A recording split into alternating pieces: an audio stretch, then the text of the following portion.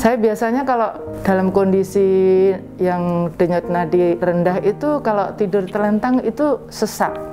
Dan saat tidur itu terekam bahwa ada selama 3 detik jantung saya berhenti gitu.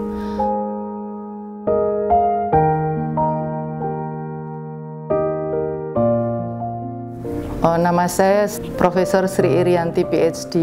Saya seorang ASN di Badan Riset dan Inovasi Nasional dan umur saya 64 tahun. Tahun lalu saya didiagnosa bahwa jantung saya mengalami masalah yang disebut premature ventricular contraction. Saya juga ada hipertensi waktu itu, kemudian saya mendapatkan pengobatan selama 6 bulan. Pada waktu itu keluhan yang saya rasakan adalah keliengan, pusing, kemudian agak enek gitu. Kemudian kalau kena sinar matahari saya nggak kuat gitu, karena takut keluar jalan terlalu lama. Karena saya masih aktif, tentunya saya beraktivitas cukup banyak begitu. Nah, kalau dengan kondisi saya fatigue gitu kan, dizzy gitu, terus artinya saya tidak bisa produktif.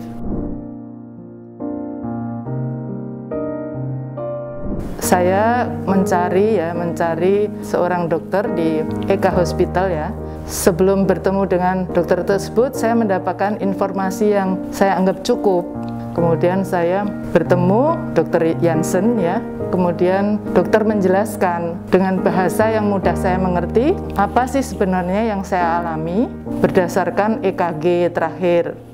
Kemudian beliau menjelaskan salahnya apa, cara membaca EKG secara cepat ya, apa kira-kira yang mendapatkan ada ketidakteraturan memang dari denyut jantung saya, kemudian juga denyut nadi saya rendah yang kalau saya baca yang normal adalah 60 sampai 100 per menit. Ternyata saya berkisar antara 32, 38 gitu. Nah, dokter menyatakan mungkin itu gitu kan.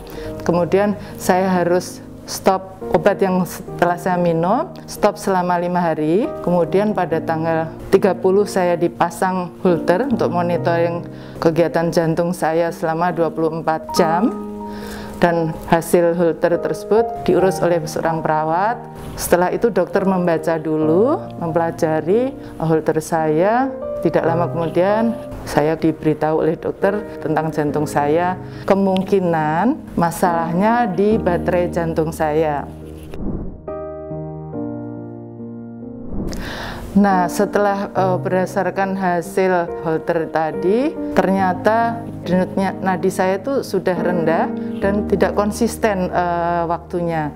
Dan saat tidur itu terekam bahwa ada selama 3 detik jantung saya berhenti gitu.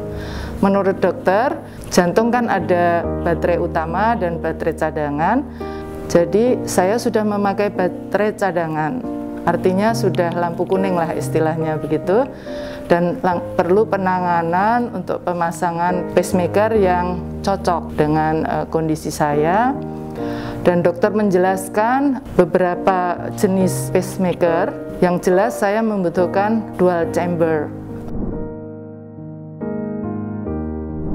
Tentu saja sebagai manusia biasa begitu kan, kalau dari saya baca testimoni-testimoni yang lain dan juga dari jurnal-jurnal berkaitan dengan jantung, saya mencoba berdoa, saya berdoa terus, kemudian keluarga juga mendukung, suami saya terutama, anak-anak itu yang memberi dorongan dan support yang saya kuat untuk menghadapi begitu.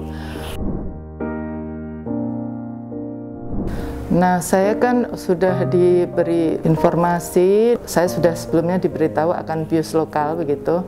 Jadi saya akan mendengar proses gitu. Tidak begitu sakit menurut saya, ya sakit gitu seperti itu kan. Kemudian tidak lama kan merasa seperti kebas ya.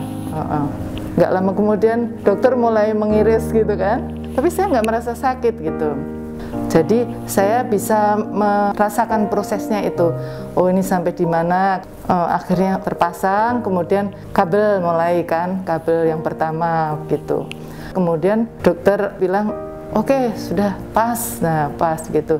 Nah di situ rasa syukur yang tak terhingga memang gitu. Terus kemudian tidak lama kabel kedua relatif cepat gitu. Terus setelah itu dokter bilang, Prof ini sudah selesai, nanti tinggal dijahit gitu. Nah di situ saya rasanya plong gitu kan, tapi nggak sakit gitu kan. Saya ikuti proses itu, tapi sudah lega, tinggal jahitan itu karena saya yakin gitu sudah terpasang gitu. Setelah selesai semua, kemudian finalisasi, dokter menyatakan sudah selesai ya Prof, ya, nanti diurus perawat yang memindahkan ke ruang pemulihan. Tapi sebelum ke ruang pemulihan itu, saya diperlihatkan di layar posisi pacemaker tersebut, kemudian kabelnya yang 2 itu. Nah disitulah saya terlintas, hebat sekali orang yang menemukan alat itu. Benar-benar saya tidak merasakan ada sesuatu yang ya cuman ada yang jalan begitu ya, seperti itu. Tapi tidak, bagi saya tidak sakit sehingga membuat saya bergerak gitu, tidak. Gitu kan biasanya kalau sakit itu refleks kita bergerak. Persiapan dari setengah 11 ya kan, baru jam 11 mulai tindakan yang dimulai dari tadi. Tapi hasil yang itu perkiraan mungkin 1 jam ya, kemudian totalnya itu saya lihat jam 1 kurang 15 gitu. Akhirnya di ruang pemulihan kemudian dijelaskan oleh dokter tentang hasil, oh ini hasilnya denyut nadi saya bagus, menjadi normal gitu, 60 lebih, dan saturasi bagus, seperti itu. Rasanya itu yang tadinya berat gitu ya, dada gitu agak sesak, dalam posisi telentang itu kok lega Pak. Terus rasanya kok jadi nyaman begitu kan. Saya masih bisa melakukan sholat sesuai waktunya, kemudian juga makan begitu, kemudian juga secara berkala tensi diperiksa, saturasi dan denyut nadi yang saya lihat pertama kali ya, saya udah lihat oh ternyata sudah 60 sekian gitu kan, 60 paling tinggi 74 gitu. Keluhan yang saya rasakan tidak pusing gitu kan. Saya makan bisa habis gitu ya kan. Biasanya kalau pusing itu kan malas makan gitu, takut muntah dan sebagainya. Nah itu yang di umur setua saya ini saya bersyukur masih diberikan kesempatan setelah pemulihan yang cukup, juga aktivitas kerja kembali.